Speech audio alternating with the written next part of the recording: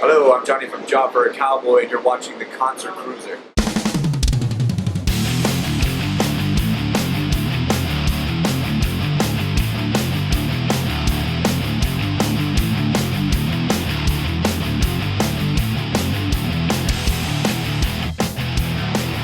What's going on, everyone? This is Justin Osprower of the Concert Cruizer, and I am here backstage at Mayhem with Job for a Cowboy. How's it going, man? Good, man. How are you? I'm doing just fine. So, tell me, I gotta ask you something. Where did your band name come from? Because it's kind of an awkward name.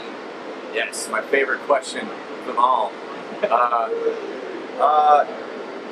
The name Job for a Cowboy, I say it all the time.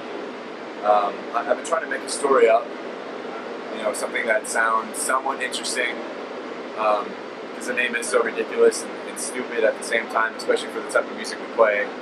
But there's nothing. The name is so bad, I can't even think of anything to make up at this point.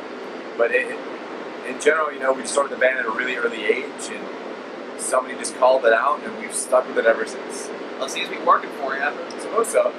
Just, you know, get stuck in people's heads just for the ridiculousness of it. So, okay, so tell me, now, aside from what I read, although you guys are kind of a death metal, deathcore band, you don't really do typical deathcore lyrics. You actually do something that's kind of a punk style thing, like taking a stand against any kind of a foe.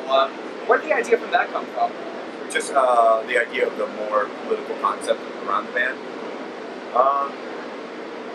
A lot of bands in our genre, an extreme death metal genre, you know, they go through a stockpile of lyrics that generalize around anti-Christianity, gore, Satanism, mummies, ghosts, ghouls, kind of, you know, horror fantasy-esque type of lyrics. And with me, I've always been more interested in the true evils of the world, something that that actually does exist. Stuff that actually does exist. I attach to that a lot more than making things up, I suppose. So, and you know, being heavily influenced by bands like Misery Index, At the Gates, and Napalm Death, when I first started really getting into, you know, the more extreme genres of metal when I was a lot younger. So that's pretty much it in a nutshell. Okay. What would you say, lyrics aside, what is it would you say that makes Job for a Cowboy stand out from other bands in your genre? I think a really big key point is, again, a lot of bands try to, they find a comfort zone and they keep putting out a similar record over and over again. You know, they get comfortable with the writing process and the material they put out, and it's great. It's fine. It works for a lot of bands. And a lot of people get mad if their band changed their sound and style, obviously. Well, thus we've progressed with every record. We've changed our sound slightly, we've tweaked it. I mean, when we originally started, we were a deathcore band, and now I think I look at us and the majority do more of a modern death metal band. Just to keep ourselves interested and to try new things and keep challenging ourselves, we just try to mix it up and just keep the creative juices flowing. I think that's one of the biggest key things about the band that sticks out from others. I was actually kind of representing to the next question I was going to ask, which is what would you say makes your latest album, Democracy, is that you pronounce it? Demonocracy, yes. Demonocracy, stand out from your previous albums? It's definitely the most fast-paced technical record. There's a lot more storytelling involved.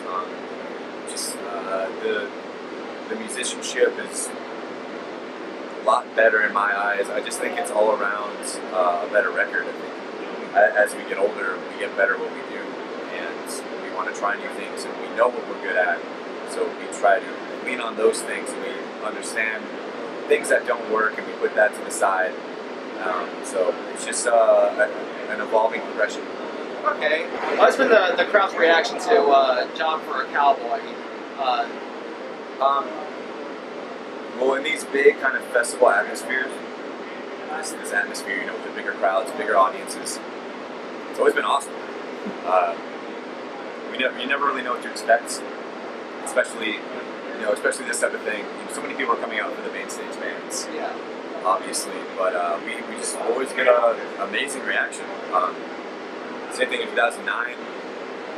It's just such a great tour to be on, and it sounds like I'm, stroking the people that put together Mayhem, stroking their ego, but in reality it's really family oriented, and they treat all the bands amazingly, and it's just awesome to be a part of. But just for some reason, I don't know, we do really well on larger audiences.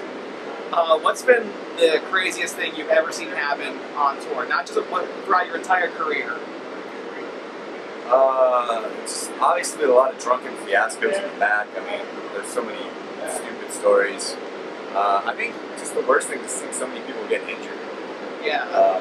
Sadly, what happened over in the Czech Republic with Ring. Yeah, I mean, it's funny. We played with Lamb of God a few years ago. Somebody broke their back at one of the shows.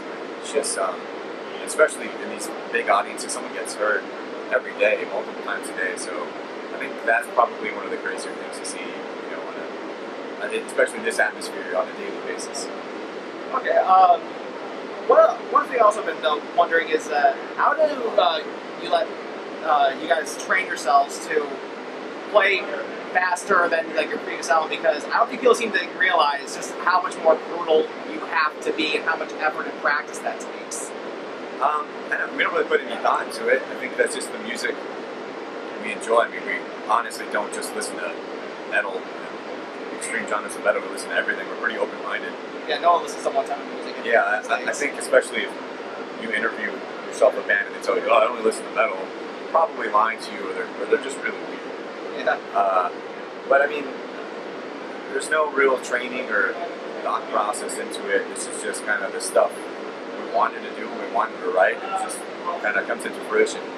All right, one question I'd like to end on, because despite this being your job, I think we're all kind of music and metal geeks and nerds. Yes. What's the one band that you gotta see before you die?